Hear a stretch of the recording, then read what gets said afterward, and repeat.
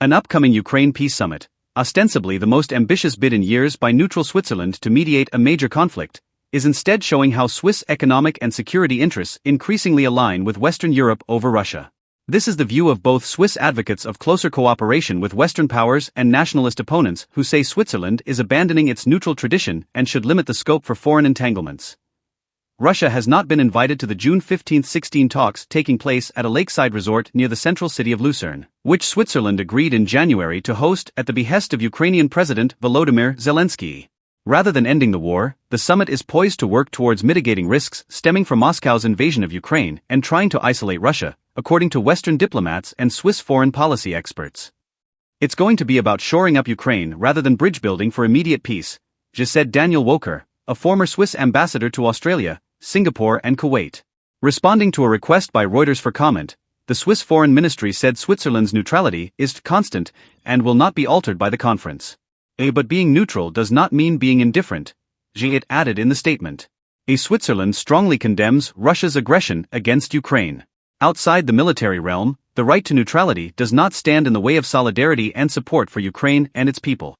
The conference, which Switzerland says should pave the way for a future peace process, will focus on issues of global concern such as nuclear safety, freedom of navigation, food security and humanitarian matters, the ministry said. Switzerland says Russia must be involved in the process, but justified its lack of an invitation next month on the grounds Moscow had repeatedly said it had no interest in taking part. The Kremlin has described Switzerland as openly hostile, opens new tab and unfit to mediate in peace-building efforts, in particular because of its adoption of EU sanctions against Moscow. Bern has asked over 160 delegations to the summit, pressing hard to include to Russian allies from the so-called Global South, notably China, which says it is considering taking part. If the summit can craft consensus with Russian allies on areas of mutual concern, it could increase pressure on Moscow to compromise, diplomats say. European support for the summit is solidifying, with German Chancellor Olaf Scholz confirming his attendance, alongside leaders from Spain, Poland and Finland, among others. Thomas Bohrer, a former Swiss ambassador to Germany, said Switzerland's business and security interests are overwhelmingly tied to Western Europe, North America and their allies, making it strategically imperative to stand with Ukraine. Government protestations of neutrality would not change that, he added. Neither the Russians nor our Western allies view us as neutral, he said. Around two-thirds of Swiss exports go to North America, the EU, Britain, Japan and Australia. Less than 1% go to Russia. Supporters of closer Western alignment also note Switzerland is almost completely surrounded by NATO countries, which act as a buffer against potential external intrusions. Neutrality is a cop-out for a country that's basically getting a free ride off the security that others provide, said Franziska Roth, a lawmaker in the Swiss parliament for the center-left Social Democrats.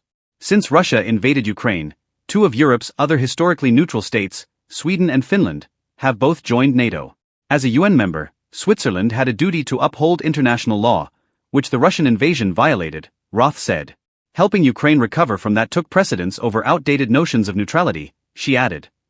Neutrality is, however, firmly rooted in the Swiss psyche and ditching it would be akin to Britain abolishing the monarchy, regardless of the geopolitical forces pulling at the country, said former Ambassador Woker.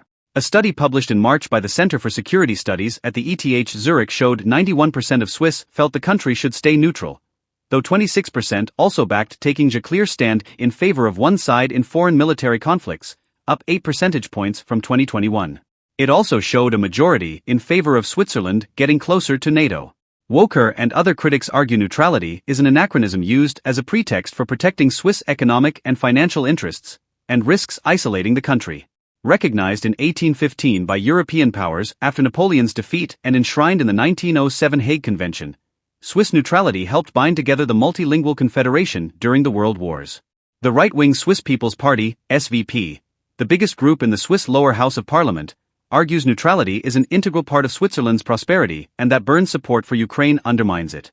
The SVP has initiated a referendum to embed neutrality in the constitution, though it is unlikely to be held before 2025.